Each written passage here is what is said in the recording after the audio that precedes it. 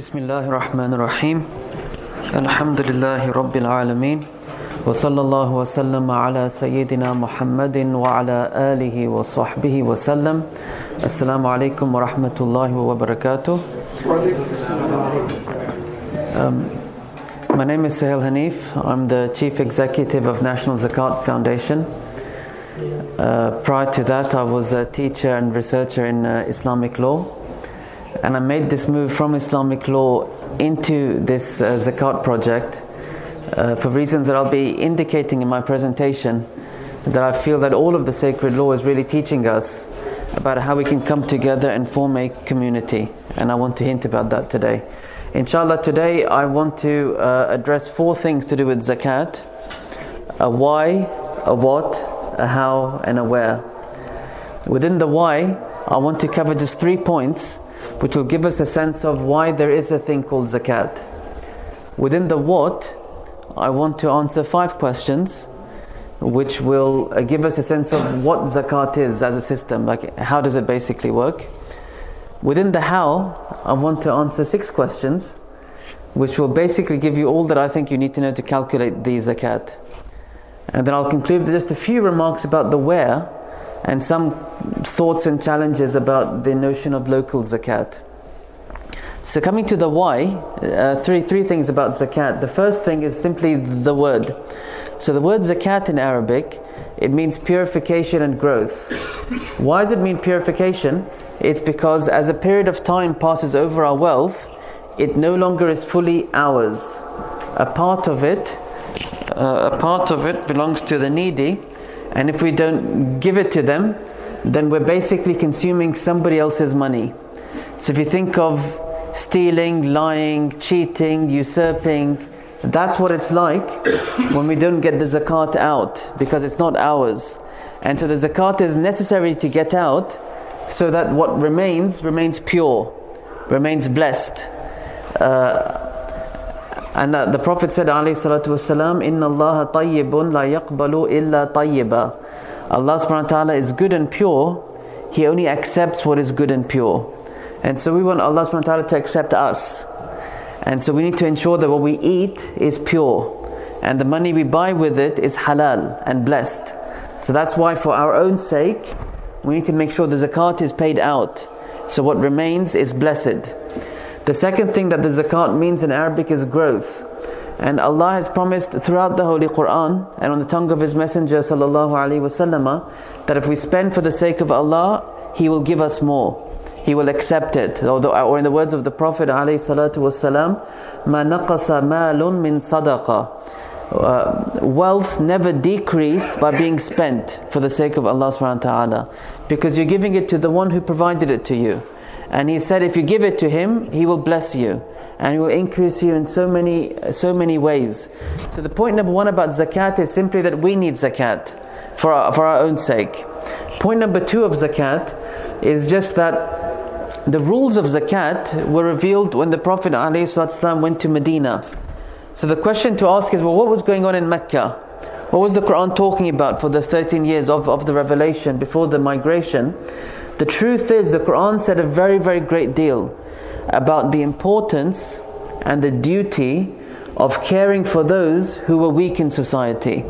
The Quran speaks a very great deal, right from the beginning, about the importance of caring for the orphan, the yatim, the impoverished, the miskeen, and the refugee or alien, which we call Ibn Sabil in Arabic. And the Quran's emphasis on these was so strong that sometimes it presents not caring for them is a sufficient reason to go to hell. So for example, in Surah Al-Haqqa of the Meccan Quran, it says, A'udhu billahi minash shaitanir rajim, about the people in hell. خُذُوهُ فَغُلُّوهُ. Take him and tie him. ثُمَّ الْجَحِيمَ صَلُّوهُ. And then in the hell roast him. ثُمَّ فِي سِلْسِلَةٍ ذَرُعُهَا سَبْعُونَ ذِرَاعًا فَاسْلُكُوهُ. And then in a chain 70 cubits long, also tie him, move him. Why? إِنَّهُ كَانَ لَا يُؤْمِنُ بِاللَّهِ الْعَظِيمِ وَلَا يَحُضُّ عَلَى طَعَامِ الْمِسْكِينِ. He only had 2 crimes, this person. He didn't used to believe in God the Tremendous, and he didn't used to urge people to feed the needy. Those were his only 2 crimes that led him to this place. فَلَيْسَ لَهُ الْيَوْمَ هَاهُنَا حَمِيمٌ. So he has no friends on Judgment Day. So the Quran in various passages showed not being interested in the needs of the needy, or in this verse, not urging others to feed the needy was enough for this person to end up where he ended up. That's why even before the rules of zakat came, the Quran describes the believers as الَّذِينَ هُمْ فِي أَمْوَالِهِمْ حَقٌّ مَعْلُومٌ لِلسَّائِلِ وَالْمَحْرُومِ. That the believers were those people who kept always a portion of their wealth separate for those who needed it, whether they were able to ask for it or whether they were unable to ask for it. So point number 2 of zakat is just to say that the importance of caring for the needy is of the most central meanings of what it means to be Muslim right from the earliest days of Islam. It's not a subsidiary issue, it's a fundamental issue. That's point number 2. Point number 3 then, and the final point, is when the Prophet ﷺ migrated to Medina, he set the foundations for what we can call Islamic civilization and Islamic order, which is the order that spread in the earth and this order that brought Islam to us. What were the principles of this new society? He said the principles of this society were 5. He said, بُنْيَ الْإِسْلَامُ عَلَى خَمْسٍ. Islam is built upon 5. And these are what we call the 5 pillars. Testifying that there's one God and Muhammad is the messenger sallallahu alaihi wasallam, praying the 5 prayers, giving the zakat, fasting in Ramadan, and performing the Hajj. These 5, we often learn about them as pillars between ourselves and Allah to make sure that we are doing what is good, that we are on the right path between ourselves and Allah, which is what they are. But they are more than this. These are the pillars of a society. These are the fundamentals of a community. If you look very briefly at each of them, if you look at the salat is something we're told to pray together. Salat is something for the sake of which we're told to build and construct these masajid. The mosque is the first thing the Prophet ﷺ established in Medina. A mosque is a space of land dedicated to Allah that no human being can claim to own. What's so powerful about the mosque, what's so symbolic about the mosque, is it unites people, and it tells people that what brings you together in this space is not simply your color or your ethnicity or your language or your dress or your profession. What brings you together in this space is that you belong to Allah and His Messenger sallallahu alaihi wasallam. And so what the mosque does, it creates ummah. It creates a notion of community. It creates a sense that we belong to one group, and the group is the group of Islam. What the mosque is so powerful is that someone can come here new and they don't feel like, oh, I don't belong here. Every mosque on the earth is your mosque. It doesn't matter if you're from that country or not from that country. The mosque is the space of whoever wants to dedicate themselves to Allah and belong to this community. So mosque creates community. Mosque creates ummah. Mosque creates identity. And that's why the mosque has always been an anchor for every Islamic civilization. Always the great mosque was the center of any Islamic city, and the great shop or the great market or the great bazaar will be right next to it, always. And even in modern Britain, if the well-established mosques are always the ones around which you'll find the Muslim businesses and restaurants and charities and all sorts. The mosque is an anchor, and all of this comes from salat. Ramadan is a time that the Prophet ﷺ, he encouraged us to break each other's fast. And for that reason, Ramadan is the time when we eat together more than any other time. And we meet together in these masajid more than any other time. So Ramadan is actually a very, very social time. It's a time of a buzz of iman through the entire community. If you look at the Hajj is the time when we're told to leave our homes, travel the earth, and witness with our eyes that we are part of a worldwide ummah. And we are part of an ummah that spans all of these great lands. And we draw great strength from that. If we're struggling in one place, we draw peace that people are thriving in another place. And if we're thriving in our place, we grow knowledge of how can we do to help people in the other place. It's the global meeting of the ummah. Zakat is one of these principles. That's why zakat is not just charity in general. It's a very specific institution to grow and nurture the identity of this ummah. And that's why zakat has 2 constraints in the classical fiqh. One of them is that zakat is meant to be paid from a Muslim to a Muslim. And so the zakat is what's it teaching us? It's that whoever belongs to this community, which is the first pillar, Whoever utters the two testimonies of faith, they've entered a family. They should never feel they are alone anymore. And what is the consequence of entering this family, the family of Iman, is not that simply you now occupy the same mosque shoulder to shoulder, but it's that you now have a duty of care for each other. If another Muslim's kids are hungry, the zakat is teaching us through this instruction of zakat that we should feel as if our kids are hungry. We have a special duty of care. And that's why there's another constraint in zakat that the classical fiqh all agrees to, which is that zakat is meant to be paid in the place where you live. The classical fiqh debated only on this point, whether this is a duty or whether this is a sunnah. But they all agree that the proper way or the basic way of zakat is it's paid in the place where you live, because it's meant to create within us this concern for building the community of the faithful where we live. That we should have an understanding, because of the pillar of zakat, who are the Muslims around us, what are their needs, what are their concerns, are they suffering in silence? We have to make sure that every Muslim around us knows that they're part of a group that will look after them. Why do these pillars work in this way? In fact, all of the sacred law, like I said in my first comment, all of the sacred law works to give us institutions to bring us together. Because the Prophet said, alayhi salatu wasalam, Yadullahi ma'al jama'a, wa inna shaytana la ma'al wahid, wa huwa min al-ithnayni ab'ad. The hand of Allah is with the group, the devil is with the one who's by himself, and he is further away when there are two. That as we come together, we remind each other, we strengthen each other, we support each other, we catch each other, and therefore our iman is protected in the community. Our iman is exposed when we abandon community. That's why all of the sunnah is about establishing the coming together. So I've got three things about zakat. One was that we needed to maintain the blessing and the protection of our own wealth and homes. Two, care for the needy is of the most fundamental meanings of what it means to be a Muslim. And three, zakat is an institution to remind us of our bond to each other and our duty to each other, so that being a Muslim should be a cause for dignity in these lands. So that every Muslim should feel, I belong to a group that looks after me, and I'm very proud and happy to belong to this group. That's the basis of the da'wah that the 5 pillars are upholding. That's about the why. Now we come to the what. I've got 5 questions to answer about what zakat is. The first question is, what kind of wealth is zakat paid on? Zakat is not simply paid on all wealth, and it's not simply income tax. Zakat is paid on a category of wealth. Then in the Arabic and the classical fiqh, we call it growing wealth, or al-mal an-nami. What is growing wealth? To explain, zakat should not feel like you're losing your hand. Zakat should feel like you're cutting your hair. What is the difference? When I lose my hand, I've got no hope of ever getting a hand back. This kind of a payment I'm going to want to hide from, run away from, I'm going to be scared of. The rules of zakat are designed that no one should ever have to hide from it or run away from it. We should all feel quite happy to be a part of it.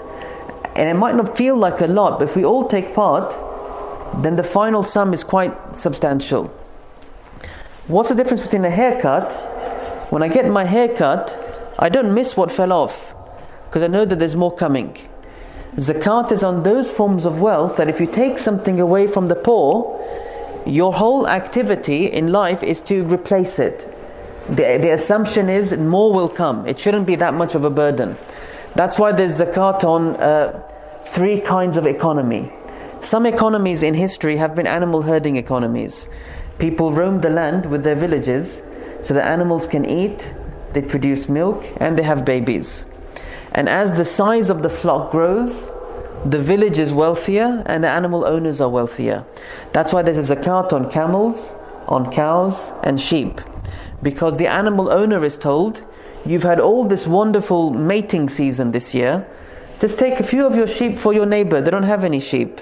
You won't miss it, you've had all these other babies born this year and you'll have more born next season as well. And so this is the idea, you take away from what's growing and you won't miss it as much. There's also zakat on agriculture. not on the land, not on the homes of farmers. But the new growth that comes from the land, the farmers are told, take a little bit for your neighbors. They don't have any farming land. And you have all this new growth which has come this year, and you'll have more growth next year. That's the idea of growth. We inhabit the third economy. It's called the trade-based economy. In a trade-based economy, all of us in this room, in order to survive, are typically engaged in some activity to achieve growth in one thing, really, which is the medium of exchange. We can call it money for now. Our money is always fluid. It comes and we spend it, but we always try to have more to replenish it. This is our measure of growth, our measure of wealth. Zakat is in these things in our economy. In the classical fiqh, what are the things that have a money-like meaning? It's only 4 things which we have to concern ourselves with. There's a thing we call money. There's gold and silver. Gold and silver have a zakat because traditionally and historically they've been the most consistent and the most stable forms of currency. You could get a gold coin minted in some Roman Empire and you could come to Mecca and trade. You wouldn't have to go to a currency exchange. Gold and silver have been the most stable, international, trans-empire forms of money. Even the US dollar was backed by gold all the way until the 70s. And even today you can take gold items and exchange them on a fair market, and it won't feel like you're selling a second-hand phone. Like there's a clear market for gold and silver. So the sacred law treats gold and silver as money, and that's why there's a zakat on them. And the last thing, which is like money, it's trade goods for the trader. And what do I mean by that? What's the basic way you make money grow in trade? Is you get your money and you buy goods with it. Let's say I buy phones with it. So I had some money. How do I make it grow? I convert the money into a phone and I sell the phone for more money. Then I convert the money into more phones and then more phones for more money. So for this trader who bought the phone to sell, this phone is like money for that person. They didn't buy it to use it. It's only money in another form.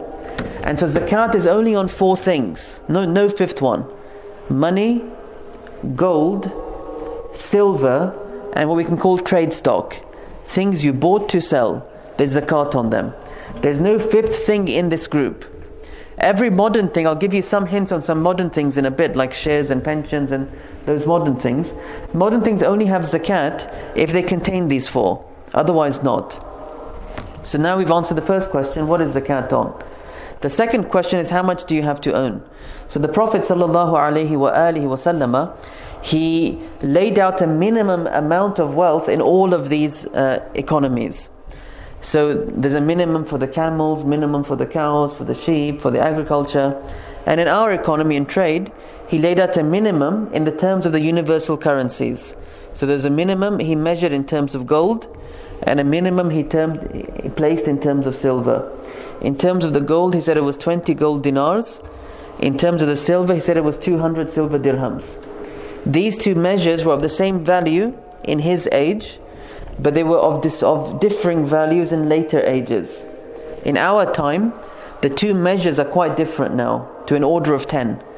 So if you measure the nisab in terms of silver today, it's approximately 400 pounds. If you measure the nisab in terms of gold today, it's approximately 4,000 pounds. So the difference is of an order of 10 now. Which of the 2 should we measure ourselves against to tell whether we should be zakat payers? Scholars traditionally said, follow the one that's best for the poor. And you'll find a debate on this today. That's why you might find 2 different website statings.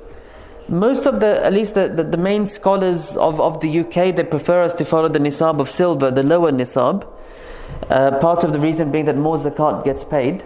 So that's the one we typically have in most of the resources that you will be seeing today. I'll tell you about some online resources towards the end.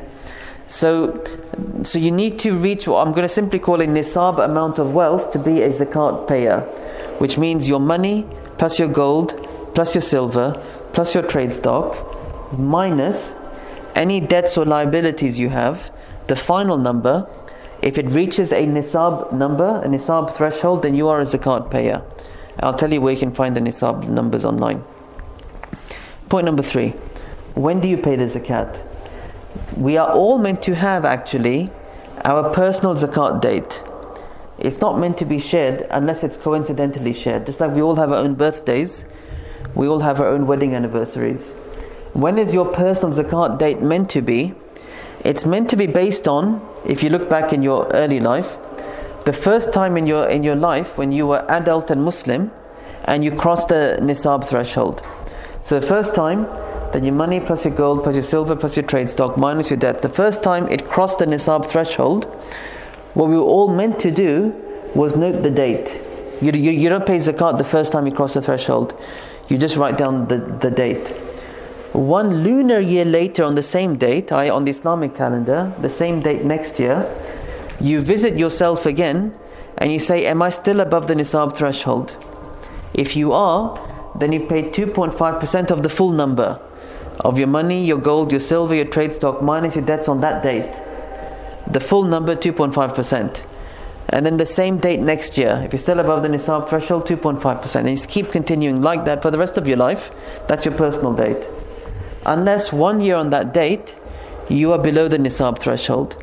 If you're below the nisab threshold on that date, then you don't pay zakat and you lose the date. Just forget the date now. You're going to wait till you next cross the threshold. You note the date.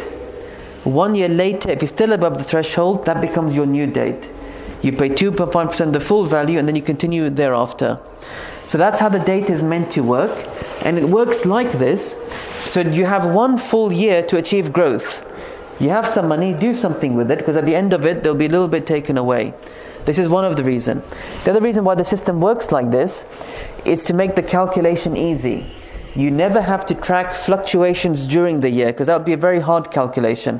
When did this money come? When did that money go? When did this money come? When did that thing go? When did this phone come? And when did the other 10 phones I bought? If I'm trading in the phones. All of that makes a very difficult calculation. And I said the rules of zakat are such so we can all take part. And that's why the rule is such that you only have to actually calculate your wealth 1 day in the year. That's all. Whatever you have on that date is all that you calculate. That's why the system works in the lunar calendar in this way. Now, if people don't know their date, because they've not learnt about zakat in the past and so on, then what they're supposed to do is look back in their economic history and make their best guess of what their date is based on their own data. This is what they should be doing. If they really can't do it, it's really difficult and their story is very complicated and they can't arrive at it, then in this case they can just pick a date arbitrarily and they use that as their zakat date. But it's meant to be based on your own history. This is the point number 3, then on when you pay. Point number 4 is, does the zakat ever time out? So if I owe somebody a debt in a year but I don't pay it back, is the debt cancelled or I still owe them that money? I still owe them that money. So same with the zakat. The zakat doesn't cancel, it's always due if you haven't paid it. Now if somebody hasn't paid zakat before, then obviously my advice to them is don't worry at all about the past. Figure out the duty of the present. Try best to identify a date. Learn what the zakatable assets are, do the calculation and pay it. Take care of the duty of today. And once you've done that and you've understood how that works, then yes, take a moment or take a time to look back into the past to make an estimate of what you've owed in zakat, and then make a plan to pay it that's easy for you, that suits your finances. It might be in one go, it might be in very much a spread out way. That's all fine. Just make a plan that works for you, but then record it somewhere so it's known. That's my point, my advice on point number 4. The last question in this section is, does any payment you pay count as zakat? And the answer is no. It's a payment that you've intended as zakat, because this is your worship between you and Allah subhanahu wa ta'ala, and you can have this intention at any point from the point of the calculation until it's consumed by the end user.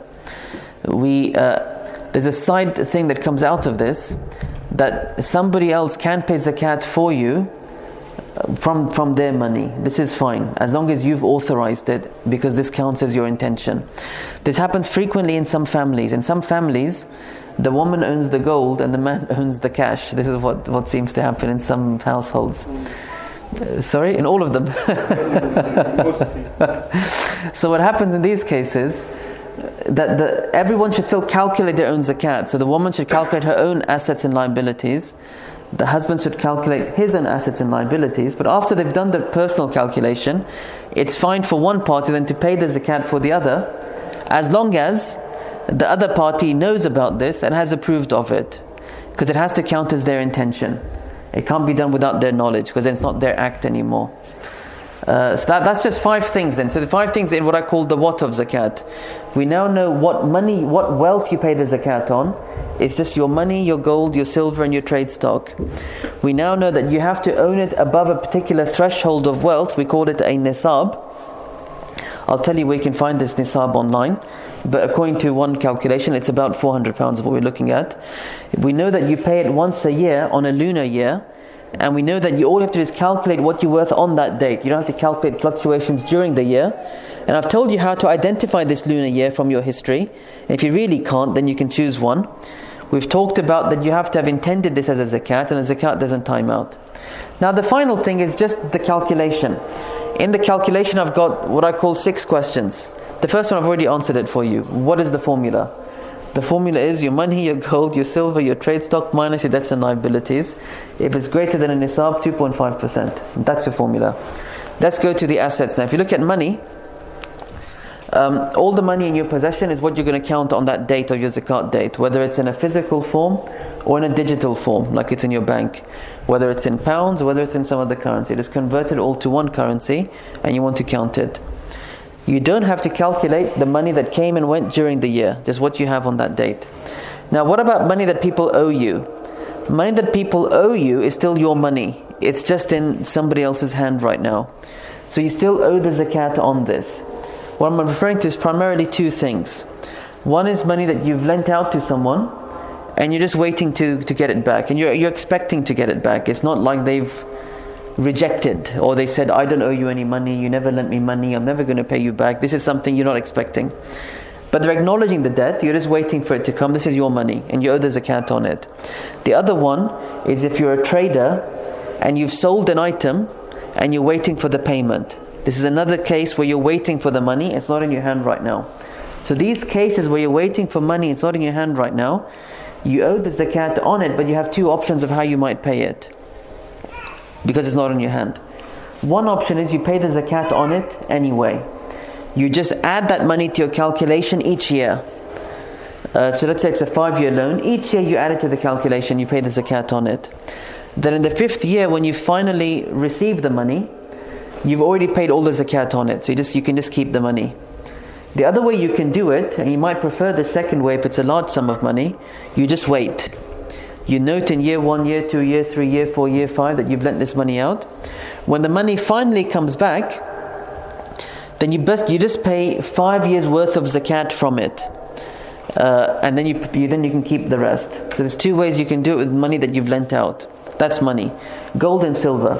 Gold and silver, the scholars have a disagreement or a debate about gold and silver items that are worn. So in this case, most consequence is gold jewelry worn by women. According to the scholars of the Hanafi school of law, this is still money-like in its nature. It is still something which could be liquidated on a fair market. It only became popular as jewelry because if someone were to come on hard times, they could take it to a market and they get money out of it. So the money-like nature is still present and understood and very real. And so there's zakat then on all gold and silver jewelry, whether it's worn or not worn. And according to this, how do you pay the zakat on it? You will estimate what a jeweler would give you for the gold in that jewelry. You have to estimate the value of the diamonds or anything else. And it's not typically the same as the market bullion value. It's typically some percentage less than this. We call it the scrap gold value. I can show you where you can find a calculator to help you online. Be looking for the scrap gold value of this gold. And it should be at least 50% pure. So 12 carats or up. It shouldn't be less than 12 carats. There's no zakat on that. Other scholars felt that if the jewelry is worn, it's become more like a fixed asset, more like your hand now, less like a growing asset, less like your hair. And so they felt there's no zakat on worn jewelry, just on stored jewelry. And so we typically explain both positions, for for people to know, and we say people, you can follow what you're familiar with, what you've typically have practiced, and what you're more comfortable with. The last and final of the basic assets is trade stock. Trade stock is anything you bought to sell, and that is still your intention. Anything you bought to sell, and that is still your intention, you owe the zakat on this. And you owe the zakat on it for its market value. What do I mean? So now, if you bought it to sell it, but you changed your mind, you now want to start using it, there's no zakat on it. If you didn't buy it to sell it, and now you want to sell it, there's still no zakat on it. It has to be you bought it to turn it into money, and that's still your intention from holding it. That's a trade stock. You owe zakat on the market value of such items.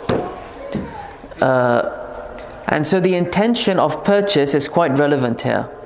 So if somebody buys a second property and their intention is simply to keep the money in a safer form, they don't want it to lose value as money, and they'll see what they do with it in the future, but there's no active intention of resale upon the purchase, this is not a zakatable item. And it might be 2 properties or 3 properties. That's not the point here.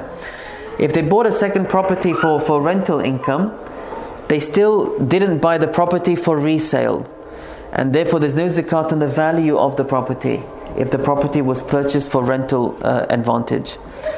As for the rental income, this is an income which is just going to come in the year, and like I said, you don't have to keep track of money in the year, you just have to keep track of the money on your zakat date. So there's no special calculation for rental income. It's like all other income.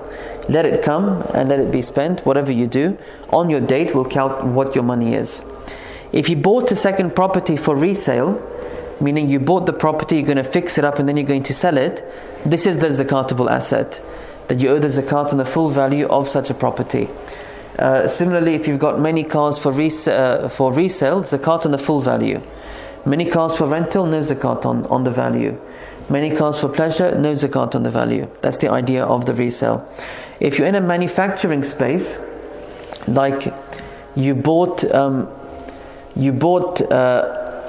raw materials and you're going to manufacture them and then sell them, then on your zakat date, whatever you have as raw material, calculate the value of them as raw materials right now, and whatever you have as finished products, calculate their zakat on what you'd get on the market for them now as finished products. That's trade stock. So this is the zakat on the 4 basic items: the money, the gold, the silver, the trade stock. Now I'll just give you some advice that we give on what we might call our modern instruments. So if you look at shares, for example, shares represent part ownership of a company, and so some people buy shares to trade in them. They buy them to sell them. For these people, shares are trade stock, and so you owe the zakat on the full market value of these shares that you are trading in. Some people own shares not as trade stock, just as holdings. They'll get some dividend, they'll see what other advantages they'll get, and they'll see what they do in the future. In this holding, it is not trade stock, so you don't owe zakat on the value of the shares.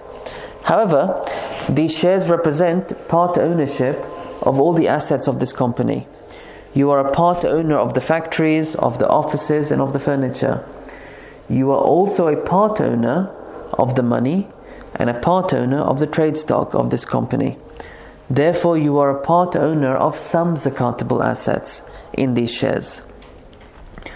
So we say that the most fairest way to look at this form of ownership is to pay zakat on that proportion of zakatable assets that are in your holding. And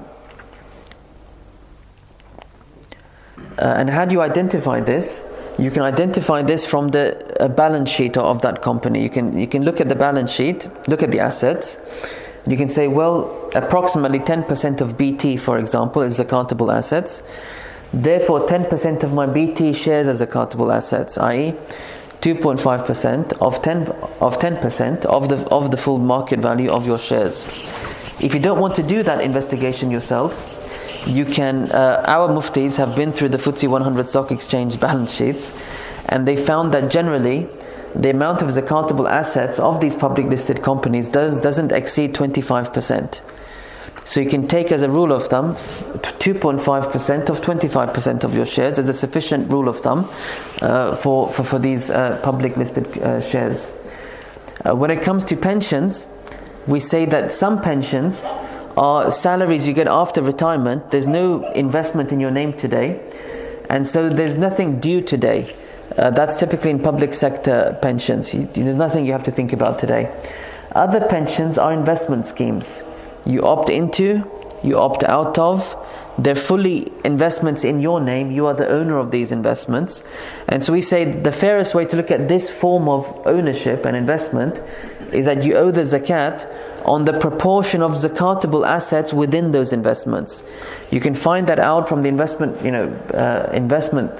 scheme, for the pension scheme, or you can, or our muftis have been through the main pension schemes, and they've got particular benchmarks for each of these, the type of pension scheme, and what amount typically is zakatable within those schemes. And I'll show you, we can find this information online. Cryptocurrencies. Some cryptocurrencies are simply payment tokens, like bitcoins. They're just made for the sake of payment. And so these, we say the best way to look at these is you add them to your money. Other forms of cryptocurrency, they're just digital assets, and they're not there for payment, like these NFTs. So these things, you don't owe the zakat on them unless you bought them to sell them, unless you bought them as a trader. The last thing of these modern things is about investments for children. The scholars of the Hanafi school say there's no zakat on the wealth of children until children reach puberty. And so there's nothing you have to calculate on an investment for children until they hit puberty. The scholars of the other schools felt that there is a zakat on all holdings in the hands of Muslims. And so there will be a zakat on the wealth of children according to them.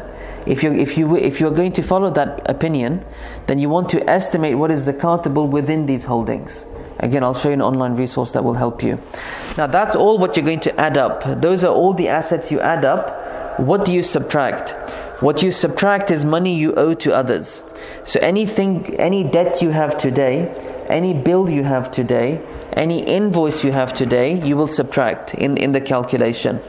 Now if you're in a long-term debt arrangement, like a mortgage, we say you can't subtract the entire mortgage, because this is a multi-year arrangement and you're legally protected. The bank will never ask you for the next year's payment in this year. You're protected from that. And that's why the most you can subtract in your calculation is what you owe this year, these next 12 repayments.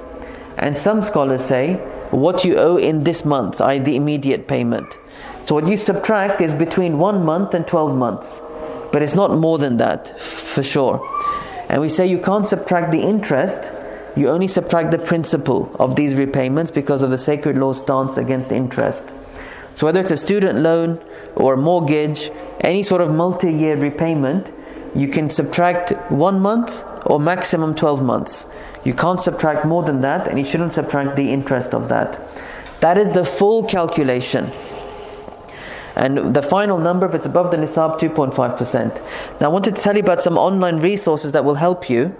If you go to National Zakat Foundation, nzf.org.uk, the website, and you click on calculate, there's a lot of services that will help you. You can book a free one-to-one consultation with a mufti to talk over your personal finances or business or assets or investments.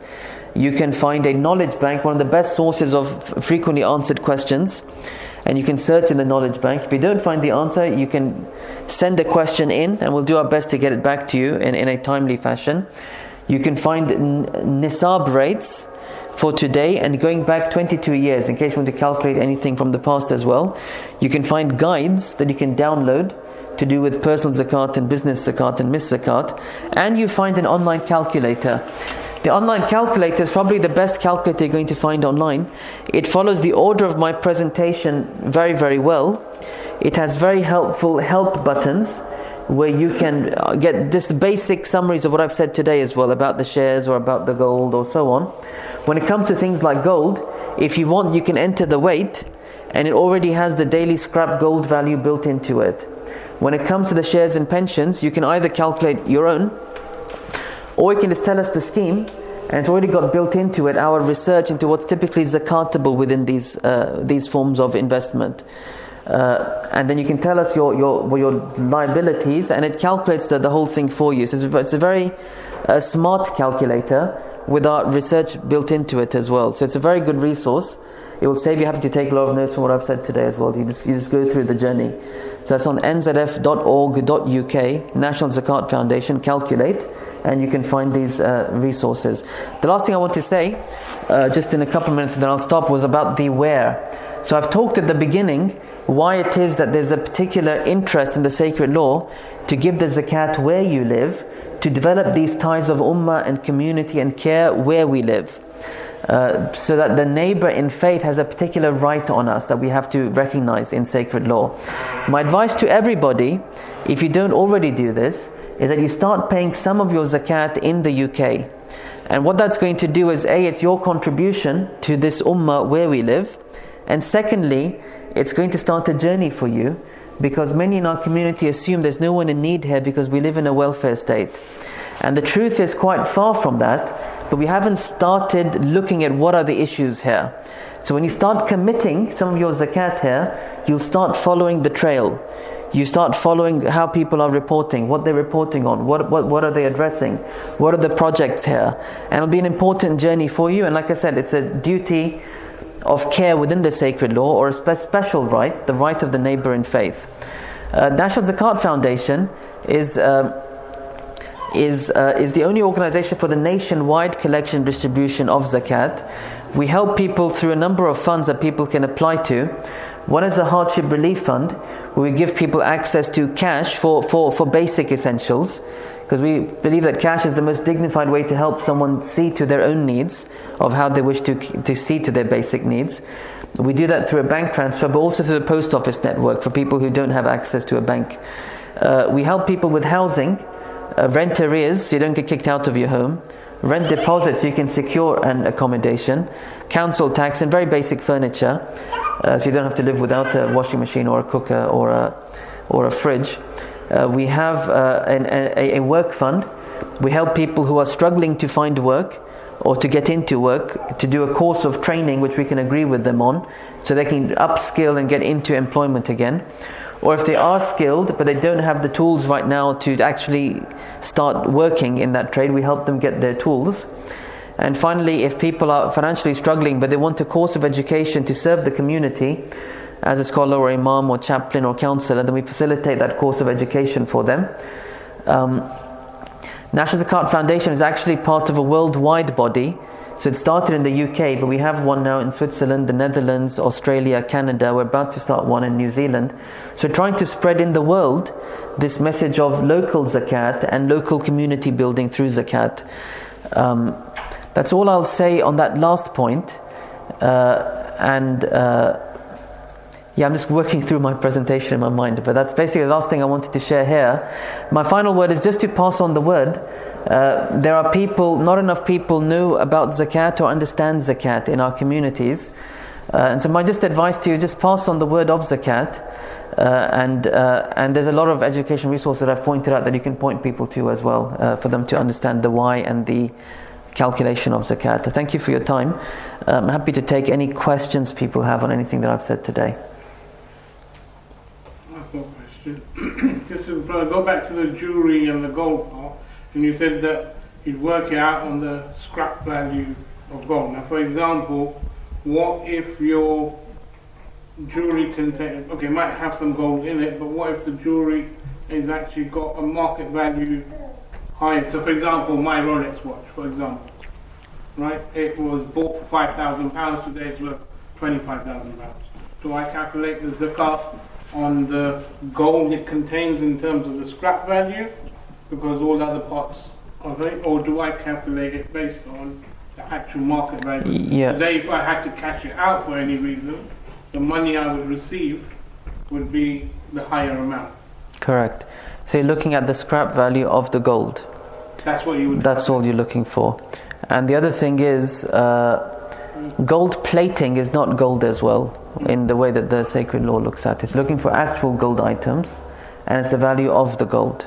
Okay, and would jewellery not be considered as part of, because again, it might not necessarily be might have gold or silver in it, but is it not considered something that you can cash out? Because I've been calculating it based on its actual value rather than the scrap value, for example, when it comes to items like that. So it makes a big difference. Yeah, it does make a big difference. And all I'll say is, again, what you actually owe is on the gold. It's not on the watch. That's all. Unless you bought the watch to sell it. If you bought the watch as a trader, then you owe it on the value of the watch. If someone has overpaid zakat, then the extra payment can either cover any non-payments of the past, if one wants to just have a passwards look first of all to make sure there's any one has fallen short in since adulthood. The extra beyond that can be considered an extra sadaqah and charity for the sake of Allah subhanahu wa ta'ala, and it can actually also be carried forward as well into a subsequent zakat year. So this is what an overpayment can signify. Alright, and one more question. You mentioned that obviously you set a date in your personal date as to when you calculate your zakat on that date on a year-to-year basis. And everyone obviously has got their own date. But for example, on that, let's just say for example, on that particular date, you have to pay 2.5% of what you've got on that date. But can you spread that over, or does it need to be paid on the date, or can it be spread over 12 months, for example? Yeah, so once it's only on your date, you know that you are a zakat payer and how much you have to pay. Now you have to get it out. Now it's understood that some people pay the zakat by themselves, meaning they're active in community and they want to find the person and they want to pay it by themselves. This is fine. If you're going to pay it by yourself, then it's understood that you won't have a line of all the right people on your door on the day of your zakat date and calculation. This is understood. It's understood there'll be some delay in your finding the right people. You're trying to figure out how best to help them, and then you're helping them. This delay shouldn't be an undue delay. It shouldn't be like a careless delay. It should be something you're prioritizing and trying to sort out. The maximum extent of this delay, is the entry of your next zakat year, which is this 12-month period. 12 months. Correct. Now, if you're not paying it by yourself, and you're paying it through a charity, which is what most people do, charities have their own delays. They have their own cycles. They're also not lined up when all the zakat comes in, that all of it's going to go out in that same evening. That being the case, then you shouldn't compound it with your delay and then their delay. So if someone else is distributing for you, then the best thing is just getting out. There's no benefit in waiting. Just get it out and let them pay it off, unless you're doing it by yourself. Now, if the payment is hard, depending on the way your assets are and the way your income comes in, maybe it's hard to pay all in one go. If that's the case, there's no harm in paying in a direct debit kind of setup or a regular setup. Then the best way to do this is actually a sort of prepayment, which is the idea that my zakat's going off in direct debit every month, £100, £100, £100, £100, £100. Then when my date comes, I'll calculate what I actually owe. And then what I've paid will be a contribution to that number. And whatever is under, I can top up on my date. And then I go on to my next cycle. This is most advisable because you're not delaying. You're almost doing it in advance and then topping up once you come to your date. So there's no harm in this sort of setup as well. Brother, I have a question. How does gift aid impact zakat? Yeah, I want to look into this a bit more. The way people currently do it is that the gift aid is seen as something extra. You gave your tax to government as tax.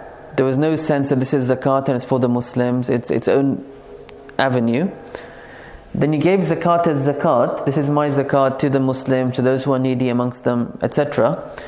And then at the point of payment, you requested the government to say, well, some of my tax I've given you, please give it to this charity to compound my charitable payment. That's how the gift aid is working. So the way that the charities currently use this or see this as, they see this as an extra support because charities have costs, to cover their costs of handling money, costs of finding the recipient, costs of other costs. So they use this gift aid to support their work, and the payers typically see this as a contribution. They'd rather support the charity than support something they don't know what it is. That's some MP's salary or his holiday expenses or something like that. That's how it's currently used, and that's why it's currently seen as distinct and separate from the payer's angle and from the charity's angle. The only thing I'm curious about, but that's where I don't have a distinct answer, can the taxpayer intend the zakat in the tax, knowing that they're going to gift aid it to a charity as part of their zakat, and somehow have this complicated intention?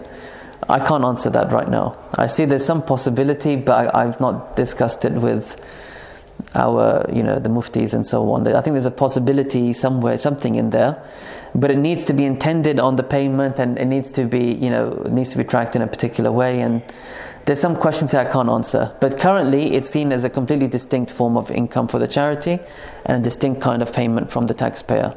So will the person get the reward for it though? So the gift aid attached to the donation? Well, without a doubt, because what you're essentially doing is, I gave money to government by force. It wasn't really, I didn't opt into the tax. Because you could really intend reward with the tax as well, because you're supporting NHS and various things. So you say, the tax was taken from me by force, but now I have the option to support Islamic Relief, National Zakat Foundation, Cambridge Muslim College, whatever the charities are that you're supporting, and say, I want to support this cause actively, because the gift aid is an active choice. And the truth of the matter is, most of our institutions, mosques as well, isn't it? Most of our institutions are struggling to pay, whether it's imams or teachers or administrators, whatever the Muslim charity is. So it's clear that you are supporting a charity just to function. And so it seems like, myself as representing one such institution, it means a really, really great deal for the ability to function that people are doing these extra donations, and gift aid is one of them. So it's a really vital form of support. It's not even like it's a nice to have. For many of the charities, it's really vital that the people who can't click gift aid do click gift aid. So it's not a casual thing. I think it's an important thing. And definitely it's something you've chosen to do with money that otherwise is being held for you. So it's an active choice of donation. This is what it represents. Thank you. No, welcome. Thank you very much. Is it true that zakat is first due on your own relatives and your closer circle? Yeah. You mentioned local community, but is that family comes first? Correct. And so family comes alongside it. It's not 100% say first or second, but I will be with you that what I typically say is that family are the best people to give zakat to. Not your direct ancestors, not your parents, grandparents, not your direct descendants, not your children, grandchildren, and not your spouses. Beyond this, family are the best people to give zakat to, because there's a particular duty of care to blood, which is also sacred. And so what I'm trying to set up is not an either or, but just to remind us that the neighbor in faith also is a sacred tie. So just because what happens is it's not an either or, but the zakat is only here or only overseas. What rather it should be is, we've got particular ties we have to honor. Family tie is a tie we have to honor. The neighbor in faith is a tie we have to honor. And then the general faith family is a tie we have to honor. These are all ties. So just to be conscious of our ties. But absolutely correct. If we've got a close family member who is in need, and we are the source of that support, then yes, we should give importance to that, for sure. The way I do mine is, I usually give some to the needy, because there's needy and there's poor, isn't it? And How do you within yourself separate them? For example, let's say I have £1,000. I will give 300 to the needy, not to the poor. You see, the fuqara and the masakin, it's mainly to the fuqara, isn't it? Mm-hmm. Then I will say, okay, I want to support students of knowledge who are studying religion. They are very poor, so I will contribute 200 to them. And then I will say, okay, I have, because I know a lot of people around the world. So one of them I will say, okay, I need to help the ones who are in Yemen. like that. I mean, I allocate them separately, depending on how I just see is that like something good practice? Yeah, this is absolutely fine. I think all you're saying is people in greater need and people in less need, and you're trying to make a distinction and trying to have a bit here and a bit there. So this is absolutely fine. And again, what I'm getting from you as well, you're trying to, in each of these, trying to figure out where your payment is most needed or most impactful or best or most pleasing to Allah subhanahu wa ta'ala. So all of this is good. It's all a sort of form of conscious giving. And like I said, all I'm adding to the category of conscious giving is that there should be a share in the conscious giving for the believers who are near us, just because of this tie of nearness that is of interest in the sacred law. So just one other factor within conscious giving, and what you're doing is also conscious giving. You're thinking hard about these various types of people to help. So is your organization collecting zakat to facilitate that? So, and National Zakat Foundation it collects and distributes zakat within the UK, in the funds that I've mentioned, the hardship relief and the housing and the work and the education. So essentially, by giving to you, you are dispersing the zakat within the UK across these funds, and a person in National Zakat Foundation can choose whether they want to prioritize education or whether they want to prioritize the hardship relief as well. Yeah, cool. Yeah, I think my question was very similar to the brother, to say I'm finding that I'm splitting it between different sort of local and international, wherever I see fit. And what was your opinion, I think? Yeah, so it's very similar, because I don't want to set up a binary that it must be here or overseas, because that conversation isn't healthy typically. All I want to set up is an awareness that we have a particular duty of care within zakat to those who are near, and that's why there should be at least some money of our zakat that should honor that. And beyond that, as you've mentioned, we are typically, most of us are from immigrant origins. We have various ties and family ties and other ties. There's also sacred ties within the sacred law, and so it's about honoring our ties. And there might be some years where you feel like your first cousin is really struggling back in somewhere, and you just have to give him everything and more than your zakat as well. And might be some years where you feel actually no big alarm was raised, let me now contribute more here. And so these will be the years, and you can, but the point is, as a community, we have to be aware of what our duties are. That's what I'm keen for us to be aware of. Sorry, you mentioned close relatives. Can you elaborate more? For example, let's say my sister lives abroad and her husband is a student. Does she qualify, or she just qualify as a sadaqah, like you give a gift to a relative? Can you elaborate more on the close relatives? Yeah, so this idea of relatives is a broad category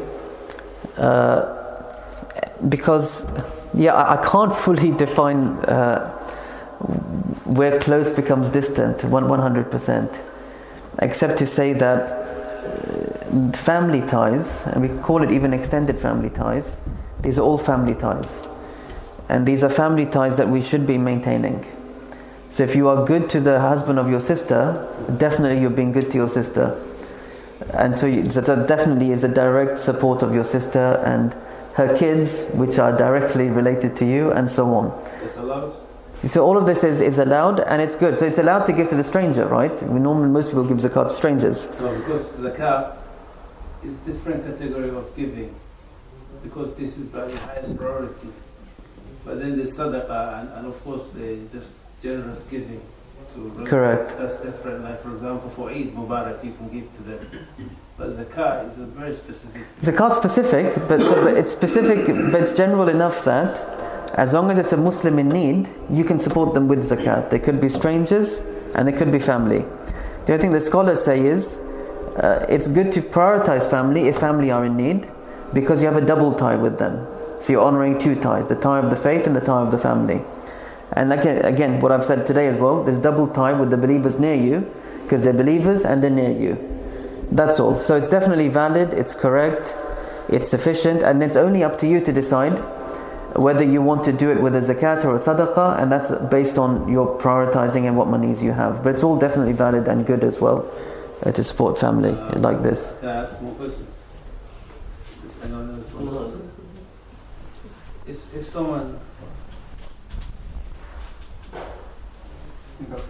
If someone has like a student loan they haven't paid back for many years, but they still have some saving and they want to pay zakat on, do they still deduct the full sum of the student loan, meaning that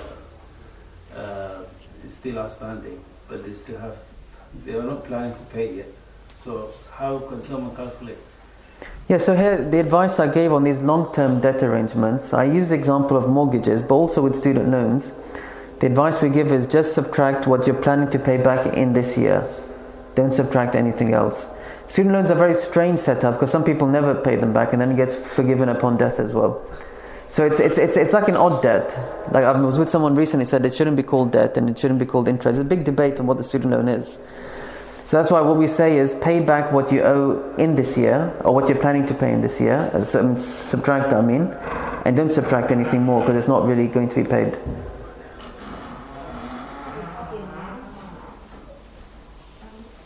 Excellent. So, if you've got children and you've put money into their accounts from gifts, from relatives, and two of your children have hit puberty, does that still remain the responsibility of the parents to pay zakat on that, or does it become the responsibility of the children who hit puberty? Yeah, so technically the children are adults once they hit puberty, meaning it's their responsibility to pray, it's their responsibility to fast, their responsibility to give zakat. But as you know, as they are young adults, they're living with parents who are still treating them as kids, sometimes very advanced years.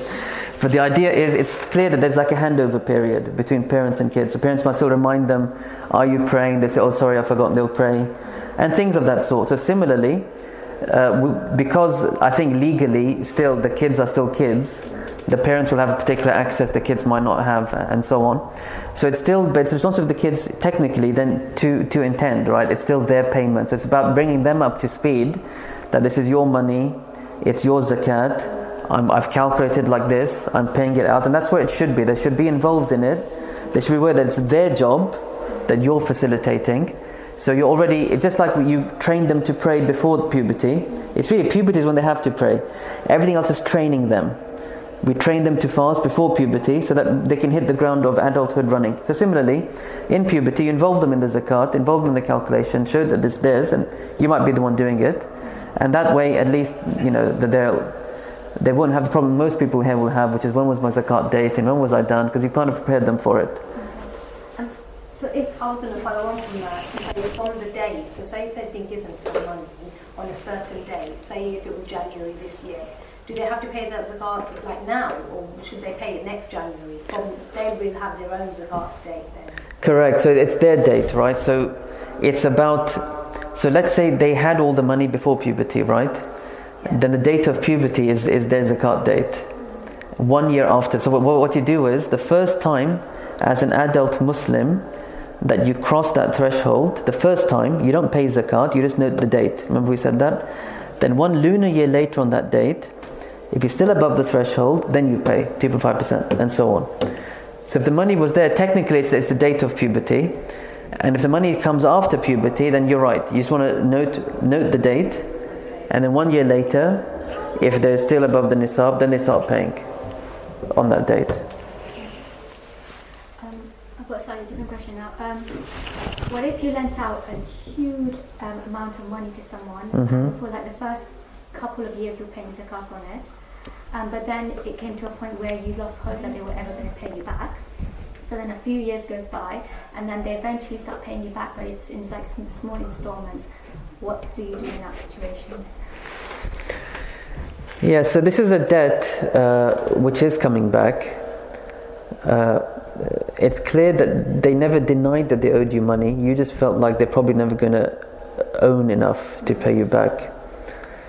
So it is a debt that's coming. They have no reason to. They never said they're not going to pay you back. Now they've started paying you back.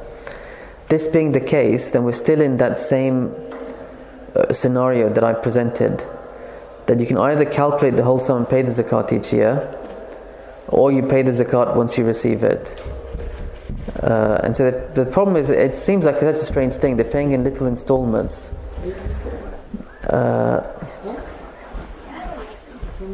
What if what if one then finds themselves in a position where they are no longer a nisabi, but the money's still coming in? So what then happens? Do you calculate that when you eventually get all the money back? And who knows how many years later you're going to get that back? Like, what do you do?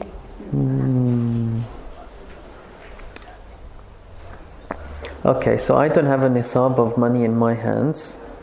I have a nisab of money in somebody else's hand, which is my debt.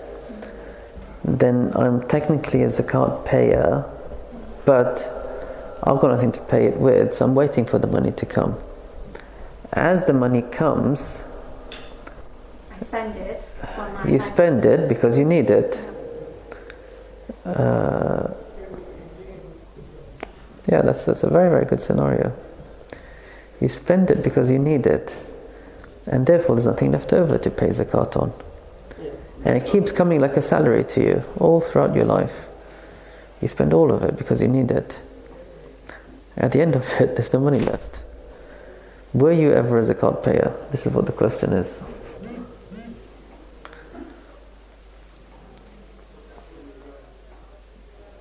How do I find out?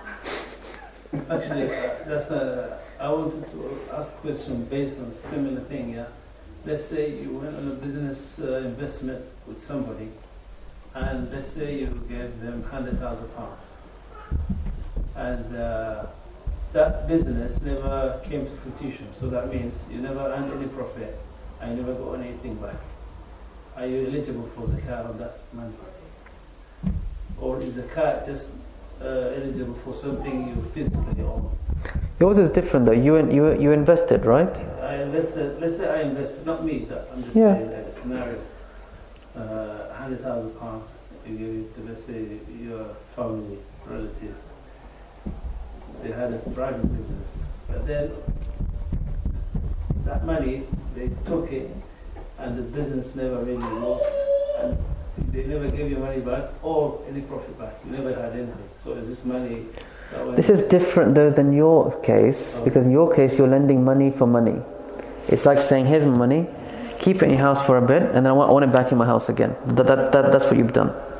What you've done is saying, here's some money, do business with it, and I want a share of the profit. And you might get a share of the loss as well. So your money is not simply meant to be kept as money. You want it to become other things. It's like buying shares, right? It's become spent in things, and you want to share back again. You've essentially become like a partner. But the thing is, you never had any profit. You never made anything. So It depends on what the terms are. Are they meant to pay you back, or are they meant to? Are you essentially?